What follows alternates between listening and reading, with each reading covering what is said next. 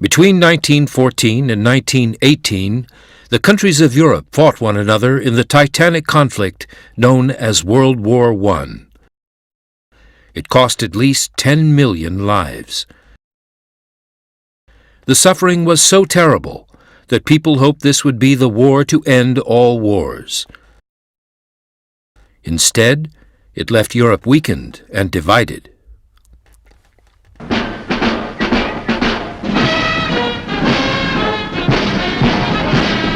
Italy was one of many European countries racked by political riots and poverty in the aftermath of World War I.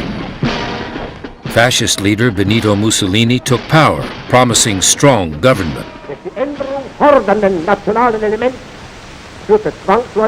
In Germany, another extremist group, the Nazi Party, won popular support in difficult times under its leader Adolf Hitler. Hitler had to wait until 1933 before coming to power, but once in control of Germany, he stamped on all opposition. Uniformed Nazis and their swastikas were everywhere.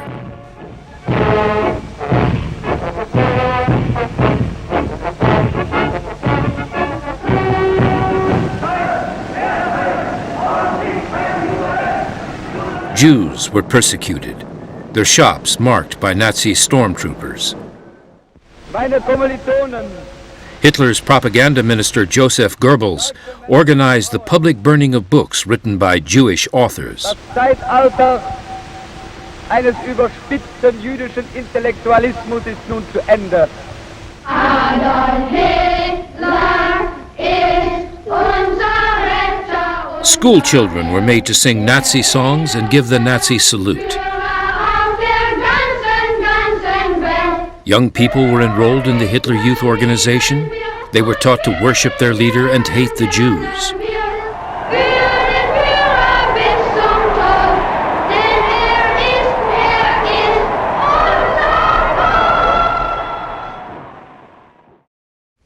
The whole story is unfolded, and everyone can see the stepping stones over which we all walked, or most of us walked, so light-heartedly, until we arrived at a hideous trap and a frightful world disaster. In Britain, Winston Churchill, a Conservative member of Parliament, warned of the threat of German militarism and called for Britain to rearm. At first, his views were unpopular, but he had correctly foreseen the Nazi menace. In the United States, President Franklin D. Roosevelt was occupied with his New Deal program to counter unemployment and poverty. We want no war. We'll have no war, save in defense of our own people. The U.S. Congress passed neutrality acts strictly banning America from involvement in foreign wars. So Mussolini beat his chest like Tarzan and looked around for a worthy foe. He found one, Ethiopia. Italian dictator Mussolini ordered his troops to invade the African country of Ethiopia. Ethiopia's ruler, Haile Selassie, appealed for help, but he received none. Mussolini moved the whole might of his army through the Suez Canal to overrun the undefended country. The Italian army and air force crushed the Ethiopian forces.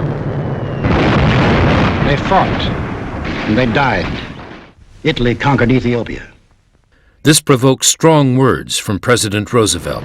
Civilians, including vast numbers of women and children, are being ruthlessly murdered with bombs from the air. The following year, Hitler and Mussolini sent troops and aircraft to help General Franco's nationalists win a civil war in Spain.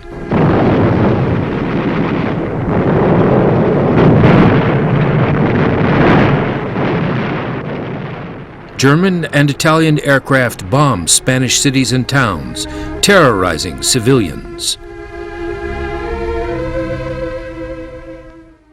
In Asia, meanwhile, the Japanese, led by Emperor Hirohito, had built up powerful armed forces. In 1937, they used their military power to invade China.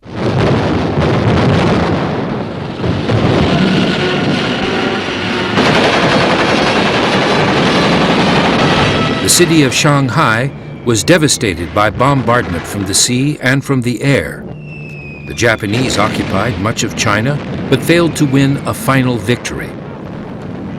In Europe, British Prime Minister Chamberlain and French Premier Daladier met Hitler at Munich and reached an agreement to avoid war over Czechoslovakia. And in Britain, a happy Chamberlain came back declaring he had achieved peace. Peace in our time. And here is the paper which bears his name upon it as well as mine. We regard the agreement signed last night and the Anglo-German naval agreement as symbolic of the desire of our two peoples never to go to war with one another again. But Chamberlain's peace deal only left the goose-stepping German soldiers in control of even more of Europe. Hitler was hungry for further conquests. On September 1st, 1939, German forces invaded Poland.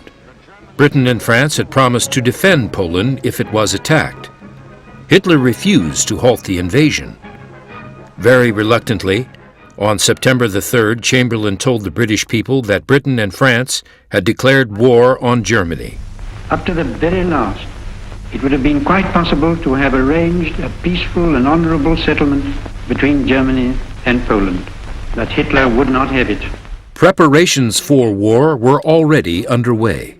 Gas masks distributed to young and old in case poison gas bombs were dropped from the sky. Civilians rushed into uniform, ready to march and fight.